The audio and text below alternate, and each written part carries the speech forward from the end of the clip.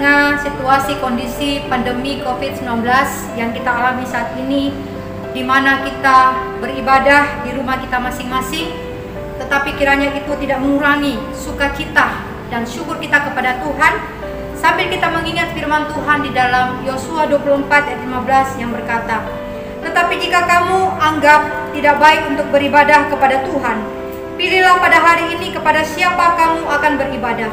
Allah yang kepadanya nenek moyangmu beribadah di seberang sungai Efrat, atau Allah orang Amori yang negerinya kamu diami ini. Tetapi aku dan seisi rumahku, kami akan beribadah kepada Tuhan."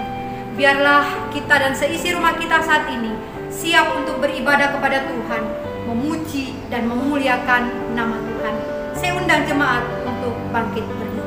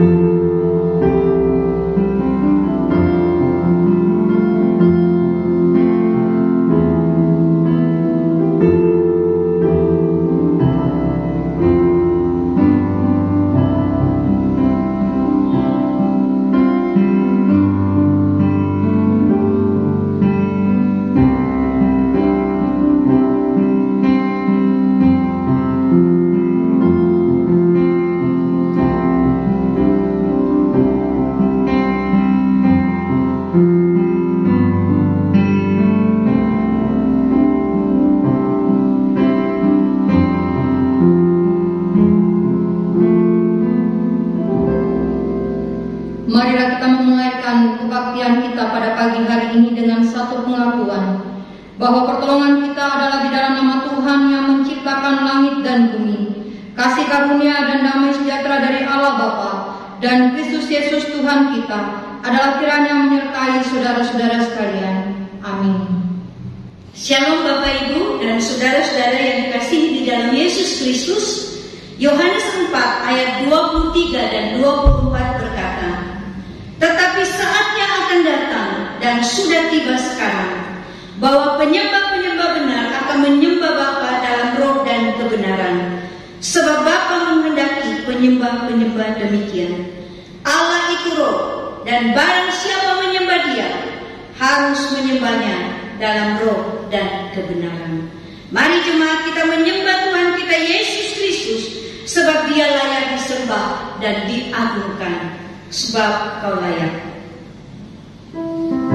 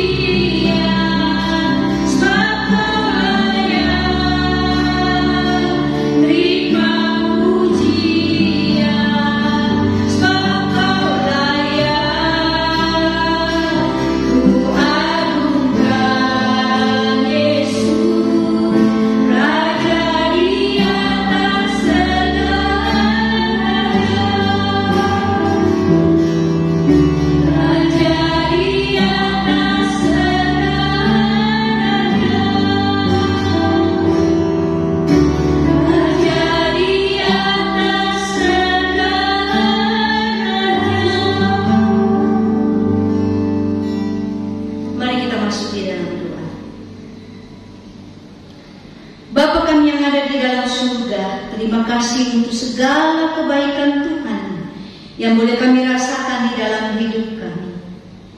Bapa, setiap kali kami datang kepadamu, kami sadar bahwa kami orang yang berdosa, penuh dengan kelemahan. Seringkali kami jatuh dan jatuh lagi di dalam dosa yang sama. Kami datang kepadamu ya Tuhan. Kami mengaku segala dosa kami di hadapan Tuhan. Seringkali mulut kami menyakiti hati sesama kami. Seringkali kesetiaan kami semakin hari semakin pudar. Kasih kami seringkali juga pura-pura. Tuhan, kami datang di hadapan-Mu. Ampunilah kami, perbaharuilah hidup kami, supaya di dalam kehidupan kami sebagai anak-anak Tuhan, kami semakin hari semakin menyenangkan hati Tuhan, dan kami mau hidup memuliakan nama Tuhan. Kami mau menyerahkan waktu ini ke dalam tangan kasih Tuhan. Kiranya Engkau hadir di tengah-tengah ibadah kami, mulai dari awal sampai pada akhirnya, hanya di dalam nama Tuhan Yesus Kristus, Allah kami yang hidup, Juru Selamat kami. Amin.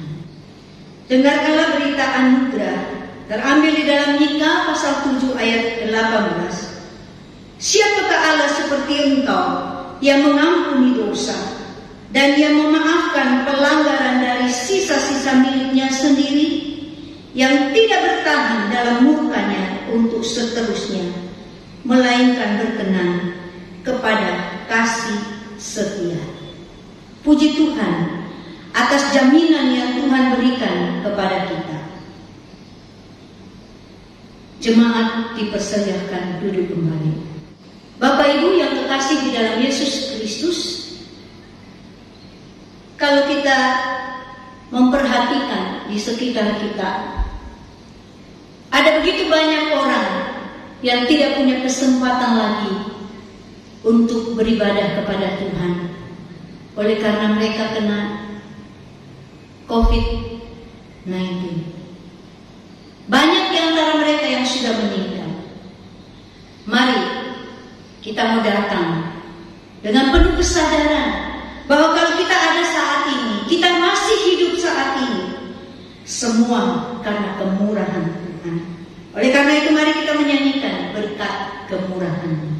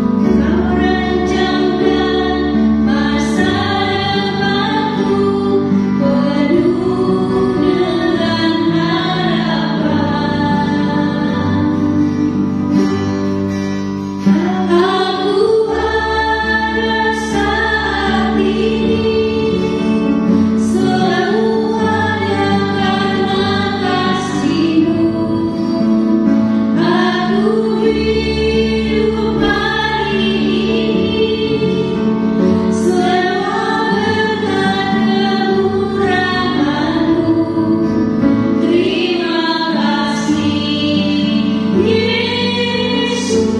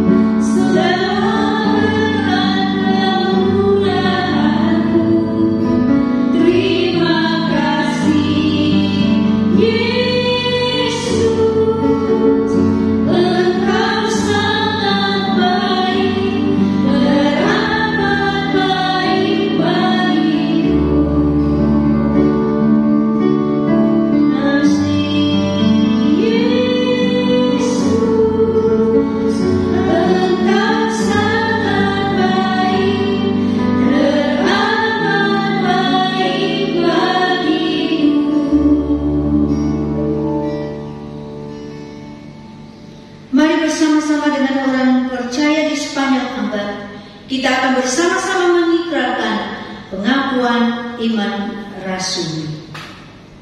Aku percaya kepada Allah, Bapa yang Maha Kuasa, Khalik langit dan bumi, dan kepada Yesus Kristus, Anaknya yang tunggal, Tuhan kita, yang dikandung dari Roh Kudus, lahir dari anak darah Maria, yang menderita sengsara di bawah pemerintahan Pontius Pilatus, disalibkan, mati dan dikuburkan, turun ke dalam kerajaan maut.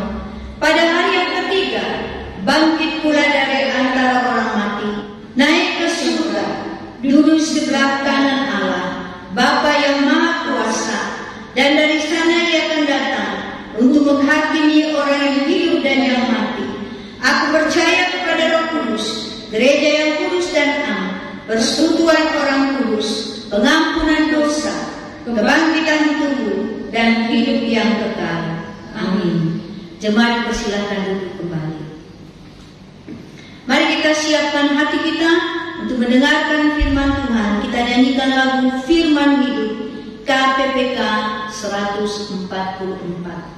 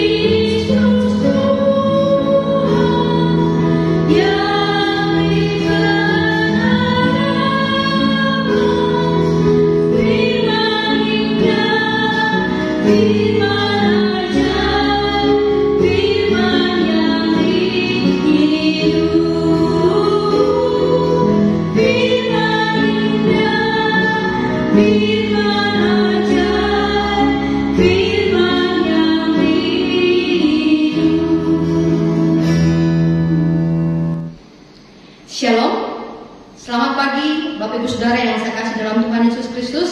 Kita bersyukur kalau pada pagi hari ini kita masih boleh bersama-sama dengan keluarga kita di rumah masing-masing untuk beribadah, memuji, menyembah, dan memuliakan Allah kita. Mari kita akan bersama-sama sebelum membaca merenungkan firman Tuhan, kita akan masuk di dalam doa. Kita memohon pertolongan Allah Kudus untuk menuntun kita, sehingga kita boleh sungguh-sungguh mengerti akan firman Tuhan.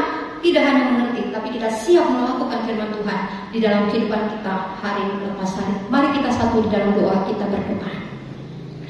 Terpujilah nama-Mu ya Tuhan, Allah pencipta langit dan bumi serta segala isinya. Kami bersyukur ya Tuhan kalau pada kesempatan hari ini kami boleh bersama-sama dengan keluarga kami dan dengan jemaat kami beribadah, memuji, memuliakan nama Tuhan, menguduskan hari Sabatnya Tuhan, mencari Tuhan di dalam kehidupan kami. Dan saat ini Tuhan, kami akan bersama-sama membaca dan merenungkan akan kebenaran firman Tuhan. Terangilah hati dan pikiran kami Tuhan, sehingga kalau firman-Mu kami baca dan kami renungkan, firman itu sungguh menjadi satu kebenaran yang membuat kami boleh hidup di dalam kebenaran demi kebenaran, sehingga pengenalan kami akan Engkau semakin ya Tuhan, mengerti dan memahami siapa Allah kami yang kami sembah di dalam Yesus Kristus. Karena itu ya Tuhan, kami menyerahkan jam pembelajaran firman ini ke dalam tangan pengasihan Tuhan. Biarlah Tuhan tolong, Tuhan pimpin kami sekalian, secara khusus hamba-Mu yang akan menyampaikan dengan hikmat bagi hamba-Mu, sehingga dapat menguraikan firman-Mu ini dengan benar dan jelas.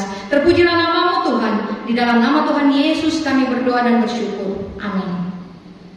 Bapak Ibu Saudara yang saya kasih dalam Tuhan Yesus Kristus, hari ini kita akan membaca bagian firman Tuhan, dua bagian firman Tuhan, yaitu di dalam kitab Injil Matius dan juga di dalam kitab Injil Lukas. Yang pertama kita buka yaitu Matius pasal 7 ayat 24 sampai 27. Lalu kemudian kita akan membaca Lukas pasal 6 ayat 47 sampai 49. Kita akan membaca terlebih dahulu Matius pasal 7 ayat yang ke-24 sampai ayatnya yang ke-27. Demikianlah firman Tuhan. Setiap orang yang mendengar perkataanku ini dan melakukannya, ia sama dengan orang yang bijaksana yang mendirikan rumahnya di atas batu. Kemudian turunlah hujan dan datanglah banjir. Lalu angin melanda rumah itu, tetapi rumah itu tidak runtuh, sebab didirikan di atas batu. Tetapi setiap orang yang mendengar perkataanku ini dan tidak melakukannya, ia sama dengan orang yang bodoh yang mendirikan rumahnya di atas pasir. Kemudian turunlah hujan dan datanglah banjir. Lalu angin melanda rumah itu, sehingga rubuhlah rumah itu dan hebatlah kerusakannya. Lukas 6 ayat 47 sampai 49. Mengapa kamu berseru kepadaku, Tuhan, Tuhan, padahal kamu tidak melakukan apa yang aku katakan?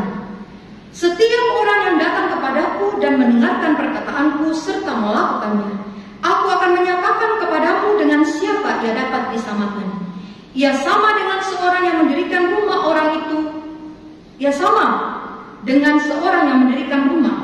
Orang itu menggali dalam-dalam dan meletakkan dasar di atas batu. Ketika datang air bah dan banjir melanda rumah itu tidak dapat digoyahkan karena rumah itu kokoh dibangun. Akan tetapi barang siapa mendengar perkataanku tetapi tidak melakukannya, ia sama dengan seorang yang mendirikan rumah di atas tanah tanpa dasar. Ketika banjir melandanya, rumah itu segera rubuh dan hebatlah kerusakannya. Tema kita pada pagi hari ini sama dengan tema dari kedua kitab Injil ini, yaitu dua macam dasar. Dua macam dasar.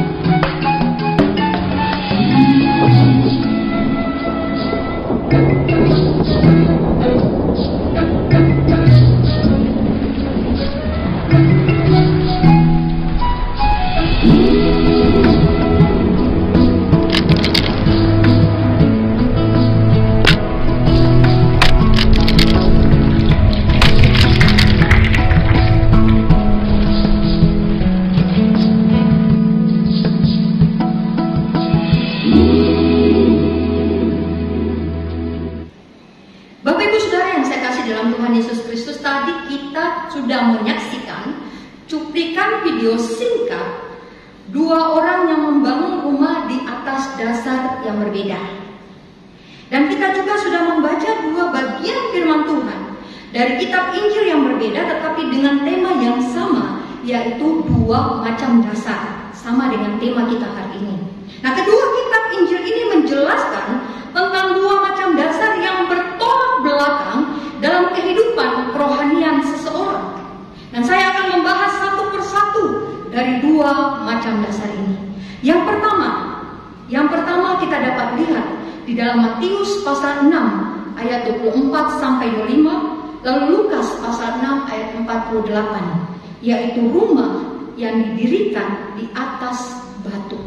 Rumah yang didirikan di atas batu. Bapak Ibu Saudara yang saya kasih dalam Tuhan, rumah yang didirikan di atas batu ini berbicara tentang tipe orang yang mendengar dan melakukan firman Tuhan di dalam kehidupannya.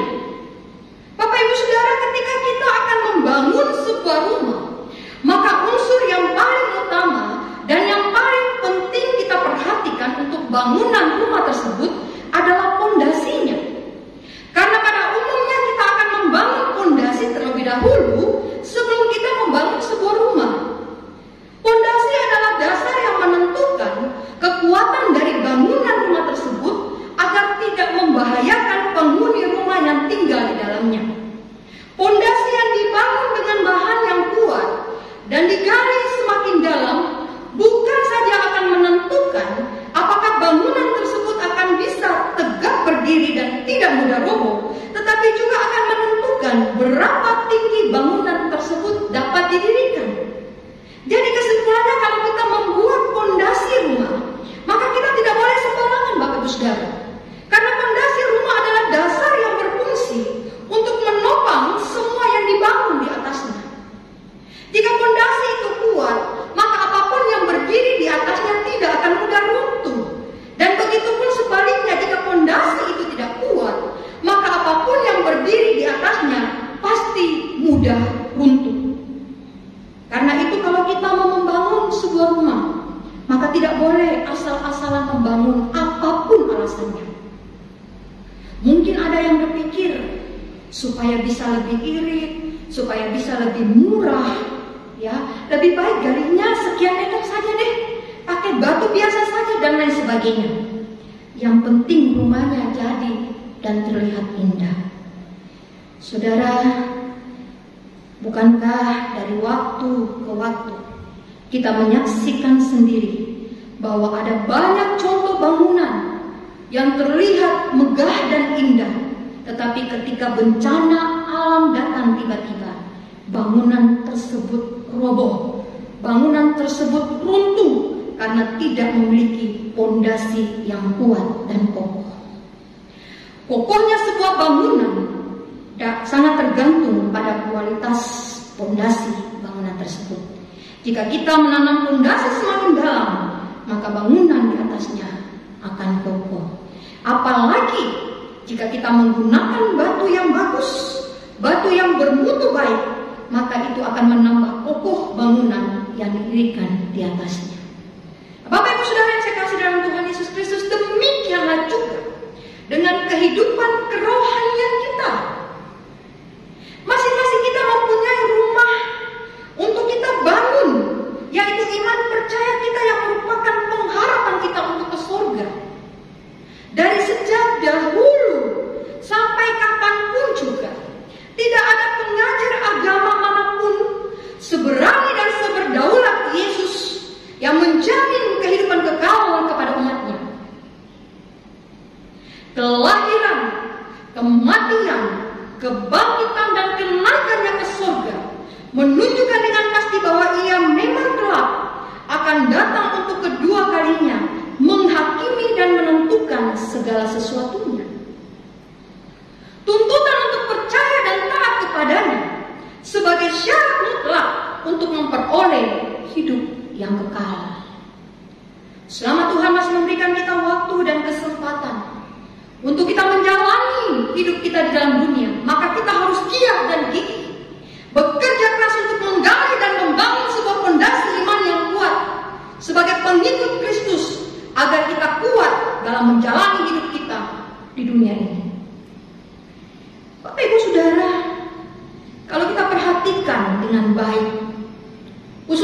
dalam kitab Injil Matius, saudara, maka kita akan menemukan dari pasal 5 bahwa ayat yang telah kita baca tadi merupakan satu kesimpulan dari khotbah di bukit.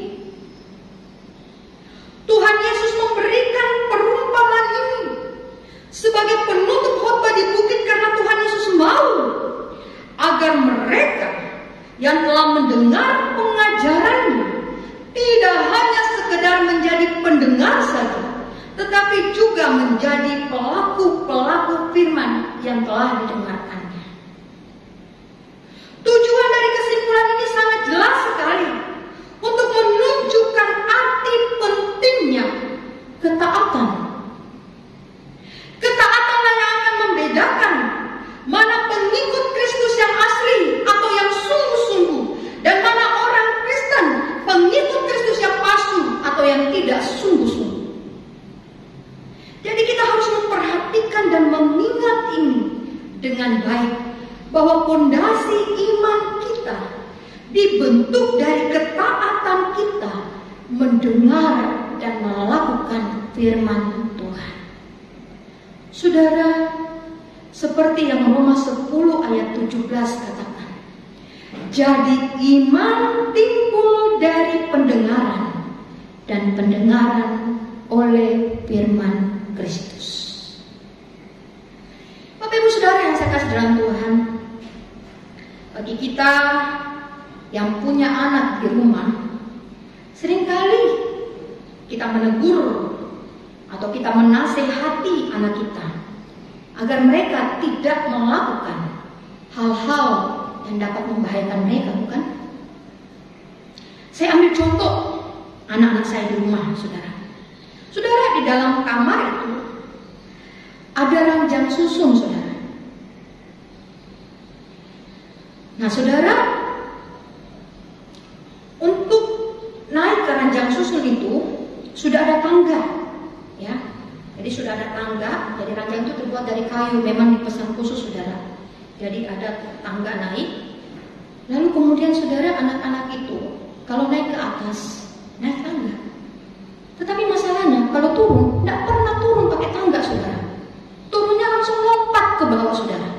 Padahal jarak ranjang di atas sampai ke bawah itu, saudara, cukup tinggi, ya, cukup tinggi, saudara. Dan kami juga sengaja menaruh satu kasur di bawah, sehingga mereka waktu lompat itu tidak langsung ke lantai, saudara. Masih ada kasur di bawah. Nah, saudara yang kekasih dalam Tuhan, berulang-ulang kami nasihati, berulang-ulang kami ajar, berulang-ulang kami katakan, berulang-ulang kami tegur, saudara. Kami ingatkan, jangan lompat, berbahaya. Nanti kamu jatuh, nanti kamu bisa keseleo, bahkan bisa patah tulang. Saudara, tetapi toh mereka tetap melakukan. Mereka tidak taat terhadap apa yang kami katakan, saudara. Sampai satu kali, saudara, saya dengan suami waktu itu sedang keluar karena ada urusan, saudara. Lalu ketika kami pulang, keponakan saya yang di rumah datang kepada saya dan bilang, "Tante, coba lihat itu, si Putri." Saya bilang, "Kenapa?" "Tadi dia lompat." Rupanya dia salah lompat, saudara. Jadi dia lompatnya bukan lompat begini, tetapi waktu dia lompat, dia balik badannya. Jadi ada keseleo di bagian sininya, saudara, ya, bagian belakangnya sini, saudara. Lalu saudara, saya kemudian ke kamarnya dan saya lihat anak itu sudah nangis keras. Lalu saudara, dia pegang bagian belakangnya. Saudara, secara spontan, ya, secara spontan saya ngomong ke Putri, "Itu Mito, apa Mami bilang? Tidak mau kau dengar, tidak mau kau lakukan. Dikasih tahu masuk kiri keluar kanan, masuk kanan keluar kiri. Kau sudah begini bagaimana nih? Kamu yang rasa sendiri sakitnya." Saudara, mau marah salah, tidak marah juga salah. Jadinya serba salah, saudara.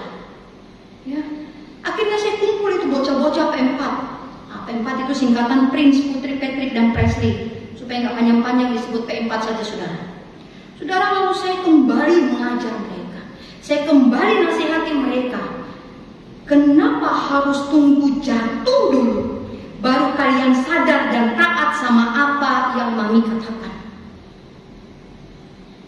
Saudara, dari sejak kejadian itu sampai dengan hari ini, Putri tidak pernah lagi mau melompat-lompat.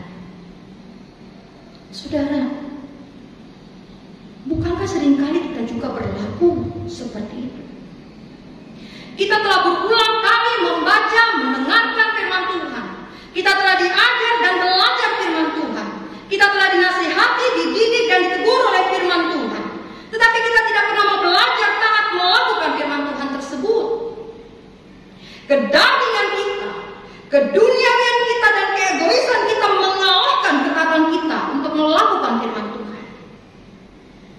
Contoh paling simpel saudara, firman Tuhan berulang kali mengajarkan kepada kita, memberikan contoh melalui tokoh-tokoh Alkitab, bahkan melalui teladan Tuhan Yesus sendiri tentang kasih dan pengampunan.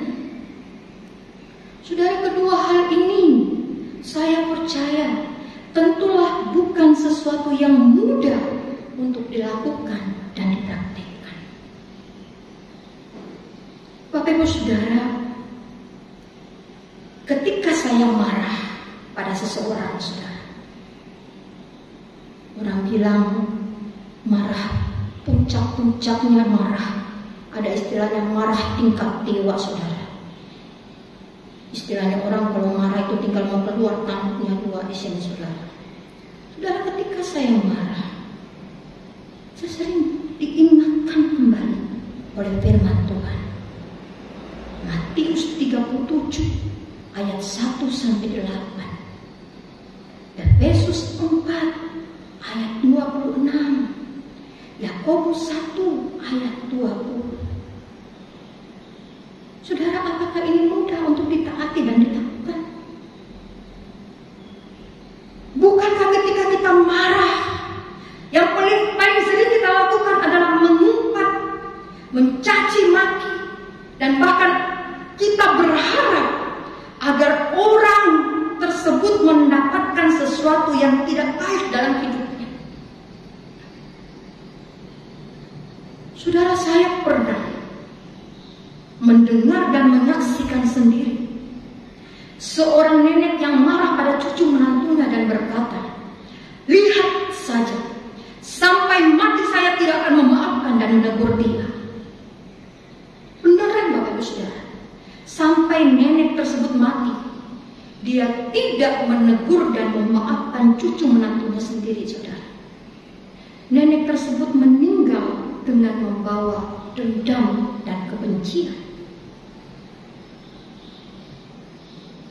Saudara, apakah ada di antara kita yang saat ini yang mendengarkan firman Tuhan ini juga berlaku sama seperti nenek tersebut? Kalau ada, segera bertobat, karena kita tidak pernah tahu kapan kita meninggal. Jangan sampai kita seperti nenek tersebut, meninggal dengan membawa dendam dan kebencian. Sungguh tragis sekali kehidupan kekristenan kita jika kita berlaku seperti itu. Bapak Ibu Saudara yang saya kasih dalam Tuhan, firman Tuhan yang telah kita baca, kita dengarkan, dan kita beritakan akan menjadi berarti ketika kita melakukan dan mempraktekannya dalam kehidupan kita. Saudara yang kekasih, karena itulah yang menjadi fondasi yang kuat di dalam kehidupan kita. Kita jangan jadi pendengar firman yang masuk di kedua telinga kita kanan dan kiri, tetapi nyangkut sampai di telinga saja, saudara. Akhirnya kita jadi pendengar yang pasif, tidak ada aksi, tidak ada reaksi yang nyata dalam kehidupan kita. Saya mengajak kita untuk membuka Yakobus pasal 1. Yakobus pasal 1, ayatnya yang ke 25 ayatnya yang ke-22 dan yang ke-25. Yakobus 1 ayat 22. Tetapi hendaklah kamu menjadi pelaku firman dan bukan hanya pendengar saja. Sebab jika tidak demikian, kamu menipu diri sendiri. Lalu ayat yang ke-25. Tetapi barang siapa meneliti hukum yang sempurna, yaitu hukum yang memerdekakan orang, dan ia bertekun di dalamnya, jadi bukan hanya mendengar untuk melupakannya, tetapi sungguh-sungguh melakukannya, ia akan berbahagia oleh perbuatannya. Saudara lihat, dua hal yang berbeda. Engkau melakukan, maka engkau akan disebut berbahagia. Tetapi ketika engkau tidak melakukan, engkau disebut menipu diri sendiri. Saudara yang saya kasih dalam Tuhan, kita harus menjadi pendengar dan pelaku firman yang nyata terlihat dalam hidup kita sehari-hari, melalui perbuatan, melalui perkataan, melalui pikiran kita, saudara, dan lain-lain sebagainya. Sehingga nyata di dalam kehidupan kita, yaitu hidup yang memuliakan Allah. Sekali lagi, bukan hanya dengan kata-kata saja, tetapi juga dengan aksi nyata. Bapak Ibu Saudara, kualitas hidup kita ditentukan oleh seberapa taatnya kita mendengar dan melakukan firman Tuhan dalam kehidupan kita. Ketaatan demi ketaatan yang kita lakukan terhadap firman Tuhan akan terus memperkuat dan memperkokoh pondasi iman kita, sehingga hidup kita menjadi semakin teguh dan tidak mudah tergoyahkan oleh hujan, banjir, dan angin, saudara. Sebesar dan seberat apapun masalah atau tantangan hidup yang kita hadapi, itu tidak akan merobohkan dan meruntuhkan iman percaya kita. Setiap musim apapun di dalam kehidupan kita akan mampu kita jalani dan kita lalui, saudara. Dan bukan hanya itu saja, saudara. Tanpa firman Tuhan, kita dapat menjadi orang yang lemah. Apalagi, saudara, kita akan menjadi orang-orang yang mudah diombang-ambingkan oleh rupa-rupa angin pengajaran sesat yang dapat menjerumuskan kita di dalam dosa dan yang membuat kita semakin jauh dari pengenalan akan Allah yang benar dalam kehidupan kita. Saudara yang terkasih di dalam Tuhan, itu tadi bagian pertama, bagaimana kita harus membangun satu rumah di atas dasar pondasi yang kuat, saudara, di atas batu, sehingga, saudara, dengan demikian kita akan menjadi orang-orang yang bukan hanya mendengar firman Tuhan, tetapi juga menjadi orang-orang yang melakukan firman Tuhan di dalam kehidupan kita. Yang kedua, saudara, yang kedua, di dalam kitab Matius pasal 7 ayat 26 sampai 27 dan di dalam Lukas 6 ayat 49, rumah yang didirikan di atas tanah tanpa dasar. Kalau di dalam Matius dikatakan di atas pasir, yang benar di situ adalah di atas tanah, Bapak Ibu Saudara, ya, di atas tanah. Jadi rumah yang didirikan di atas tanah tanpa dasar. Saudara, rumah yang didirikan di atas tanah tanpa dasar ini berbicara tentang tipe orang yang mendengar firman Tuhan, tetapi tidak melakukan firman itu di dalam kehidupannya, saudara. Saudara, orang tipe kedua hampir sama dengan tipe pertama. Pada bagian awalnya saja, saudara. Yang membedakan adalah respon akhirnya. Kedua tipe orang ini sama-sama mendengar pengajaran Yesus, sama-sama mendengar perkataan Yesus. Tetapi orang yang kedua ini, saudara, tipe orang yang kedua ini tidak melakukan. Ya, mereka tidak melakukan. Mereka hanya sekedar mendengar, takjub dengan pengajaran, tetapi tidak melakukan dan mengaplikasikan pengajaran itu di dalam kehidupan. Bapak Ibu Saudara, di Palestina setiap tahun ada musim kemarau panjang, saudara, tanpa hujan sama sekali. Itu waktunya kira-kira bulan Mei sampai September, saudara. Jadi saudara, pada musim kemarau yang lama itu tanah menjadi keras, sehingga mereka mengira bahwa sebuah rumah yang terbuat dari batu, yang terbuat dari batu dapat didirikan langsung di atas tanah yang keras itu tanpa harus menggali pondasi, tanpa harus menggali dan membangun pondasi, saudara. Jadi langsung saja buat. Tetapi mereka lupa bahwa di Palestina ada musim hujan. Biasanya ada hujan yang lebat sekali disertai dengan angin ribut, saudara. Dan pada waktu itu air hujan mengalir dari lereng gunung, saudara, dalam bentuk banjir kecil dan merendam lembah, saudara. Saudara, mereka kenapa buat seperti itu, saudara? Simpel. Mereka sebenarnya menghindari kerja keras. Dalam hati mereka tidak mau bersusah-susah untuk menggali tanah dalam-dalam, saudara. Tidak mau, saudara. Mereka membuat pondasi. Sehingga hasilnya ketika datang hujan, datang banjir dan angin melanda rumah itu, maka rubuhlah rumah itu dan hebatlah kerusakannya. Saudara, kalau kita baca di dalam kitab Matius, saudara, di dalam kitab Matius, di situ diumpamakan orang yang membangun rumahnya di atas tanah seperti orang yang bodoh. Sudah tahu ada risikonya, tetapi ya seperti itu yang mereka lakukan. Bapak Ibu Saudara, banyak orang Kristen yang mendengarkan firman Tuhan, tetapi masih banyak yang belum melakukan. Firman Tuhan didengar dan diaminkan dengan cepat di dalam ucapan, tapi masih sering diabaikan dalam perbuatan. Saudara, seperti orang yang sakit. Kalau kita sakit, pasti kita ke dokter. Sampai di dokter periksa. Oh iya, ibu sakit ini. Lalu kemudian dokter menuliskan resep. Ini ya bu, obatnya diminum supaya ibu boleh cepat sembuh. Tetapi saudara,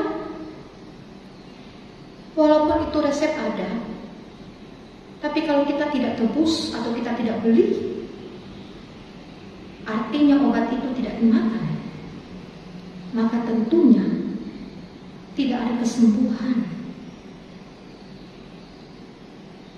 Saudara, Yakobus 1 ayat 23-24 berkata, sebab jika seorang hanya mendengar firman saja dan tidak melakukannya, ia adalah seumpama seorang yang sedang mengamat-amati mukanya yang sebenarnya di depan cermin.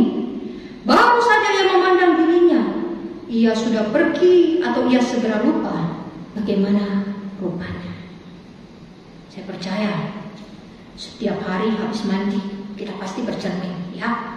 Paling tidak laki-laki, perempuan, walaupun laki-laki tidak pakai bedak, ya, pasti cermin. Ini rambut saya udah rapi enggak?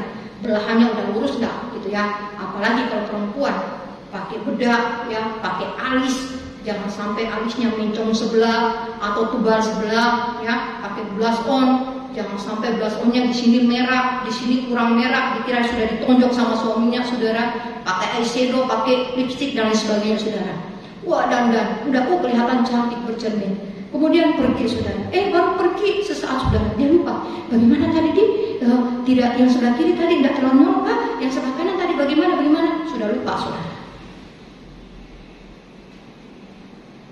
Saudara, siapapun adanya kita, jika kita tidak membangun diri kita dengan iman yang teguh di dalam Yesus, maka kita akan tenggelam dalam badai dunia, dan pada akhirnya kita akan jatuh ke jurang maut kebinasaan. Karena itu berjuanglah terus untuk membangun pondasi kita di atas kebenaran firman Tuhan yang benar, sehingga iman kita tetap kuat dan teguh kepada Saudara, saya sudah berapa kali menyampaikan ilustrasi atau cerita ini kepada kita, tapi saya akan mengulangnya lagi supaya kita boleh mengingat lagi kembali. Saudara, satu kali selesai ibadah, saudara, seperti biasa, waktu itu tidak ada pandemi, saudara. Jadi hamba Tuhan masih bisa berdiri di depan pintu gereja, mengantar jemaat-jemaat untuk pulang, memberi salam dan sebagainya. Saudara, hari itu setelah selesai ibadah, para hamba Tuhan majelis lalu berdiri di depan pintu memberi salam kepada jemaatnya. Nah, ada satu jemaat, saudara, tetap duduk di bangku gereja. Saudara, pendetanya dari tadi lihat, tuh Bapak, kenapa nggak berdiri ya? Akhirnya saudara, selesai semua sudah pergi dan Bapak itu tetap duduk. Pendetanya kemudian menghampiri Bapak tersebut, lalu menyapa, Pak, Bapak masih tinggal? Mungkin ada yang bisa saya bantu, Pak? Bapak itu kemudian bilang, oh iya Pak Pendeta, saya mau bilang sesuatu sama Pak Pendeta, tapi Pak Pendeta jangan marah, nah. Pak Pendeta bilang, oh iya, tidak apa-apa. Bapak mau bilang apa? Betulan Pak Pendeta jangan marah. Iya Pak, saya nggak marah. Bapak mau bilang apa? Begini Pak Pendeta, Pak Pendeta tahu tuh, saya ini rajin ke gereja. Tidak pernah saya apa Pak Pendeta, kecuali kalau saya sakit, saya betul-betul tidak bisa pergi gereja, baru saya nggak pergi gereja. Oh iya Pak, dia kata, oh iya Pak, saya kenal Bapak, saya tahu Bapak. Puji Tuhan Bapak orang rajin ke gereja. Lalu kemudian jemaat yang bilang ini, yuk Pak, saya ini bisa dibilang ya rajin ke gereja. Lalu Pak Pendeta bilang gini, lalu masalahnya di mana Pak? Apa yang terjadi dengan Bapak? Jemaat itu bilang gini, masalahnya ini sudah yang ke-10 kali saya dengar khotbah Pak Pendeta yang sama. Saya sudah tahu sekali khotbahnya Pak Pendeta. Bahkan kalau saya disuruh khotbahkan, saya bisa khotbahkan. Saya hafal dengan penuh khotbahnya Pak Pendeta yang tadi. Saudara, waktu dengar itu Pak Pendetanya tersenyum.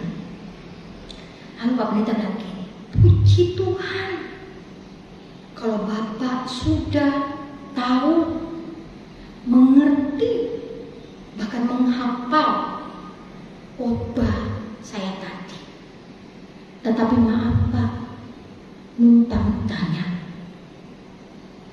apakah Bapak sudah melakukan apa yang Bapak sudah dengar, bahkan apa yang sudah Bapak hafal dari khotbah saya itu?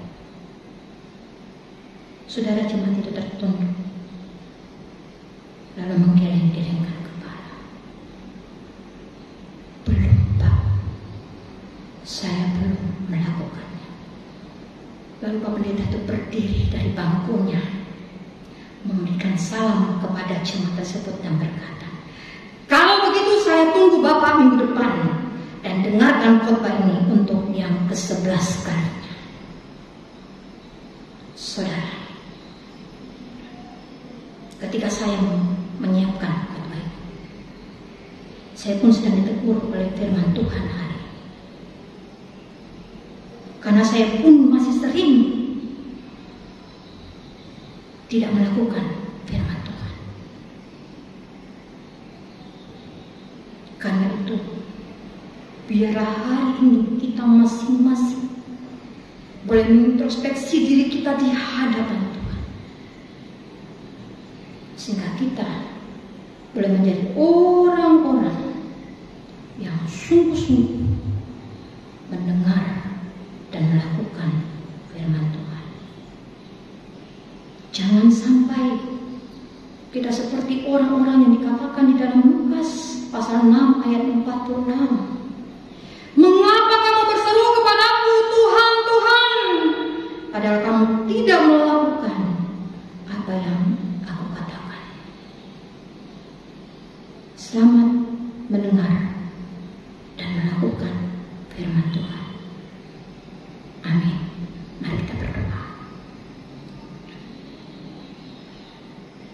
Bapa dalam surga, mampukanlah setiap kami, baik para hamba-hamba Tuhan, majelis, aktivis, dan juga jemaat-Mu yang ada di tempat ini,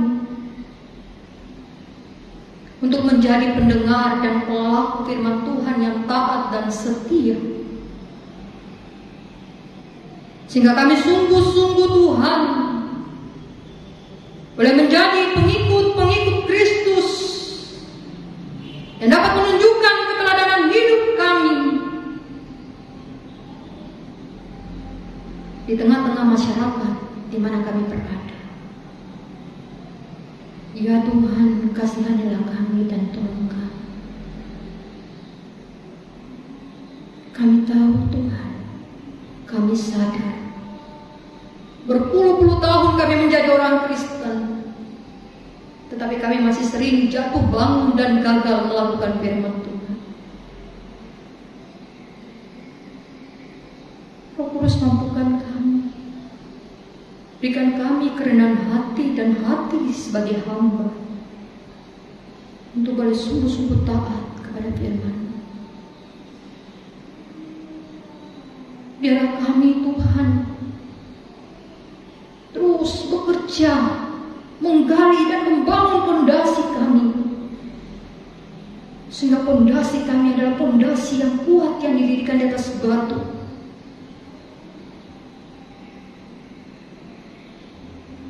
Karena itu Tuhan, sekali lagi tolong kami dan mampukan kami, karena tanpa Roh Kudus-Mu kami tidak mampu. Terima kasih Tuhan, terpujilah nama.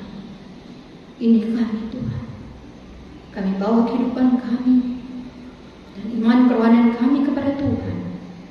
Hanya di dalam nama Tuhan Yesus kami berdoa. Amin. Puji Tuhan, kita sudah mendengarkan firman Tuhan. Mari kita responi firman Tuhan di dalam hidup kita dengan setia dan taat untuk melakukannya. Selanjutnya kita diberi kesempatan untuk turut berbagian dalam pekerjaan Tuhan melalui persembahan, dan jemaat dapat memberikan persembahan melalui rekening gereja atau membawanya kepada bendahara, yaitu Ibu Indriani dan Saudari Fitri. Mari kita nyanyikan lagu Aku Mengasihi Engkau Yesus. Engkau Yesus.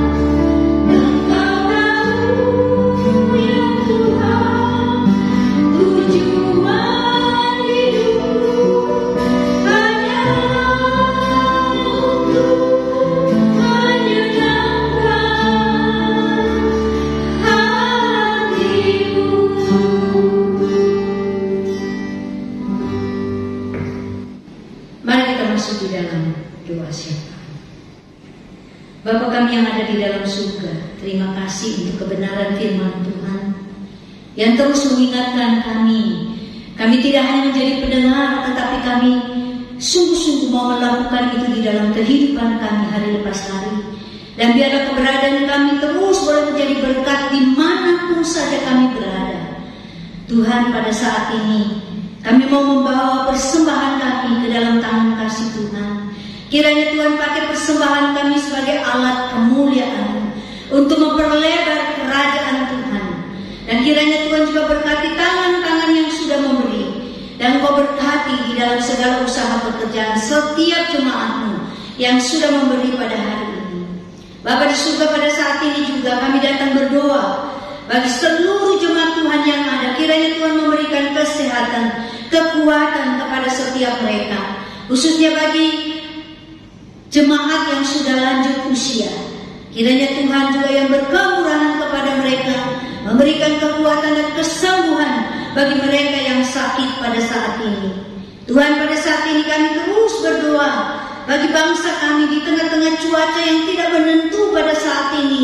Terjadi banyak sekali gempa, banjir, tanah longsor, dan lain-lain sebagainya. Kiranya Tuhan memberikan pemerintahan kami, baik yang ada di pusat maupun juga yang ada di daerah, itu senantiasa dapat mengantisipasi akan keadaan cuaca yang tidak menentu ini, sehingga setiap orang-orang yang ada di Indonesia ini juga tetap waspada terhadap cuaca yang ekstrim ini. Tuhan, pada saat ini kami terus berdoa di tengah-tengah pandemi yang belum berhenti saat ini. Kiranya Tuhan terus juga yang berkemurahan, berbelas kasihan kepada setiap orang-orang yang saat ini sedang sakit COVID. Kiranya Tuhan yang menolong mereka, menyembuhkan mereka, menolong juga para medis, dokter, perawat, dan juga yang lainnya, supaya mereka juga diberikan kekuatan sehingga mereka boleh melayani orang-orang yang sakit ini. Kami terus berdoa untuk keamanan juga bangsa kami. Kiranya Tuhan terus yang memimpin dan menolong setiap aparat, sehingga mereka juga boleh menjalankan tugas dan tanggung jawab mereka dengan baik dan dengan kekuatan daripada Tuhan. Kami menyerahkan secara khusus daripada Kota Bone ke dalam tangan Tuhan. Biarlah Tuhan juga yang menolong rakyat yang ada di Kota Bone, untuk senantiasa mereka boleh taat terhadap protokol kesehatan, sehingga tidak bertambah banyak orang yang kena virus corona. Terima kasih Bapa di surga, kami menyerahkan seluruh rangkaian doa kami ke dalam tangan kasih Tuhan. Kami percaya Tuhan menjawab sesuai dengan rencana dan kehendak-Mu. Di dalam nama Tuhan Yesus kami sudah berdoa. Amin.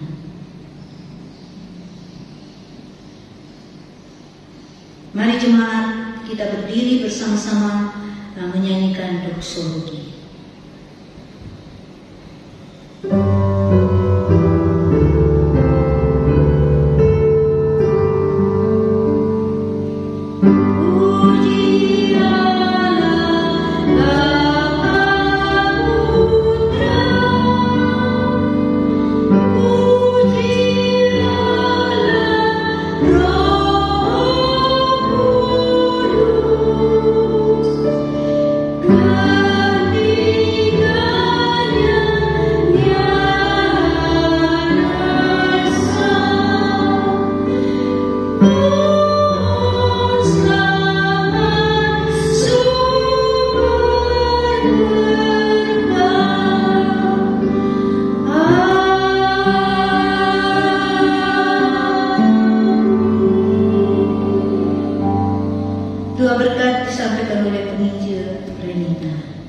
Jemaat yang saya kasih dalam Tuhan Yesus Kristus, pelihara firman Tuhan dalam kehidupan kita masing-masing, sehingga kita bukan hanya menjadi pendengar-pendengar firman Tuhan, pemberita firman Tuhan saja, tapi kita sungguh-sungguh boleh menjadi pelaku firman Tuhan, sehingga hidup kita adalah hidup yang berbahagia. Mari kita arahkan hati dan pikiran kita dan kita menerima berkat Tuhan. Tuhan memberkati kita dan melindungi kita. Tuhan menyinari kita dengan wajah-Nya dan memberi kita kasih karunia. Tuhan menghadapkan wajah-Nya kepada kita dan memberi kita damai sejahtera, mulai saat ini lagi sampai selama-lamanya. Amin.